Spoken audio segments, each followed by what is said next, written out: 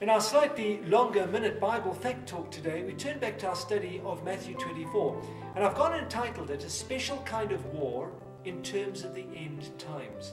A special kind of war in terms of the end times. Do you know that there have been approximately 15,000 wars recorded in human history? War has always been a problem. The 20th century in particular was far bloodier than any other century that preceded it. In fact, more people have died in wars during the past 100 years than in all the centuries before. And the wars just keep proliferating, be they the Cold Wars, standoffs, or major conflict. It's all war. Now, what is interesting is that our Lord Jesus, in terms of the sign leading into the book of Revelation, or a sign of the end, injected the subject of war into his answer to his disciples' question. They asked him in Matthew 24 verse 3, "What will be the sign of your coming and of the end of the age?" To which Jesus replied in verse 6, "You will hear of wars and rumors of wars, but see to it that you are not alarmed. Such things must happen, but the end is still to come." In other words, war will be a characteristic of the ages of man. Don't be troubled when you hear of wars, says Jesus. For these things must come to pass. But the end is not yet, for war will be there. Now, our Lord Jesus could have just left it at that. We've always had war, and we always will have war. It's in the heart of sinful man. But he doesn't.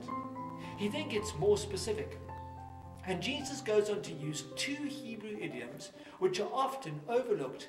And in Matthew 24 verse 7, he goes on to say, "Nation will rise against nation, and kingdom against kingdom.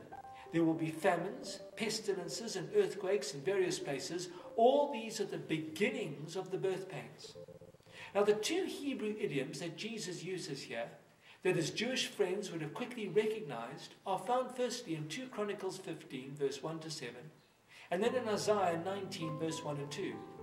And now the terms nation against nation and kingdom against kingdom.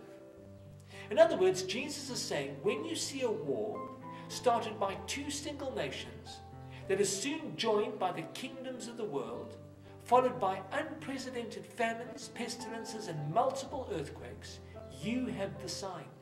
You have the sign.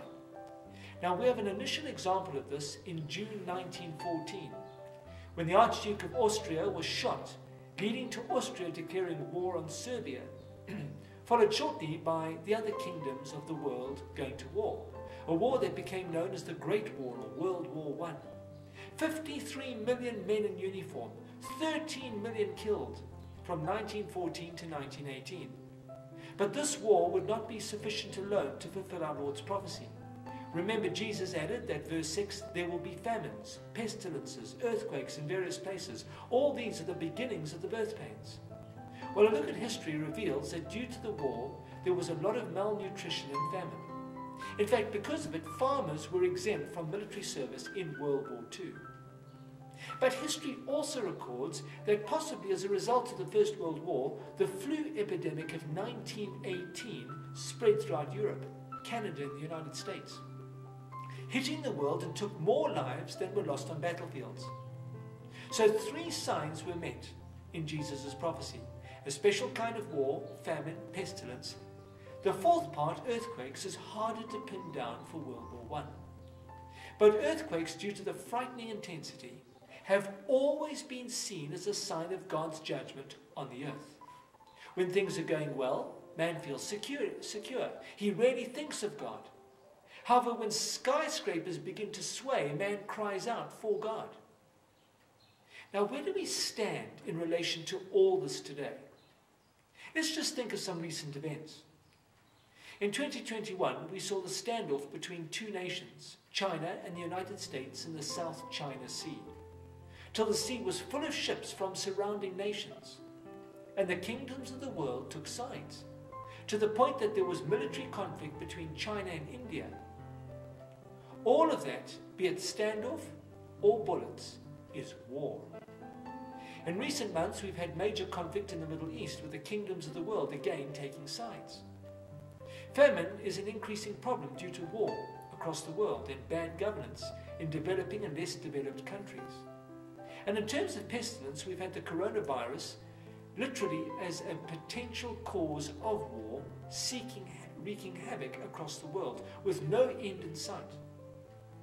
At the same time, something unusual is transpiring with planet Earth. One seismologist at the Scripps Research Center in California said, "It's almost as though the Earth's plates are gyrating in anticipation of the world's greatest earthquakes." And certainly, have you noticed that strange weather patterns are hitting our world, such as volcanoes, earthquakes, cyclones, tornadoes, mass flooding, fires across the world, all of it? Are we living in the sign that Jesus spoke of? The sign in our lifetime that leads into the book of Revelation? Perhaps.